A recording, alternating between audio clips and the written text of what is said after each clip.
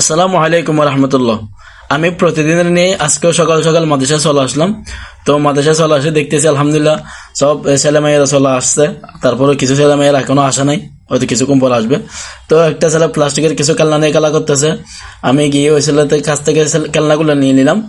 খেলনাগুলো নিয়ে নেওয়ার পর ওই ছেলেকে একটু বকাচকা করলাম আর কি, যেন সব ভবিষ্যতে খেলা পড়ার টাইমে খেলা না করে। তো বকাঝকা করার পর আর কিছুক্ষণ পড়াচ্ছি। এখন কিছুক্ষণ পর বাচ্চাদের ছুটি হয়ে যাবে। তো আসলে বাচ্চাদের ছুটি দিয়ে দিয়েছি। এখন ওদের এখন কোরআনের ক্লাস শেষ। কোরআনের ক্লাস শেষ হওয়ার পর জেনারেল ক্লাস শুরু হবে। তো তারপর এদের মধ্যে আমি একটু বাইরে নাস্তা করতে যাব।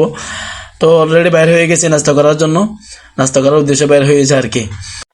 নাস্তা খাওয়ার সাথে চাটা একটু চুমুক দিলাম। তো চা তো চুমুক না দিলে ভাই কিছু ভালো লাগে না। তখন চা খাওয়ার পর চার দোকান থেকে ফানের দোকানে চলে যাচ্ছি, যেহেতু আমি ফান খাই।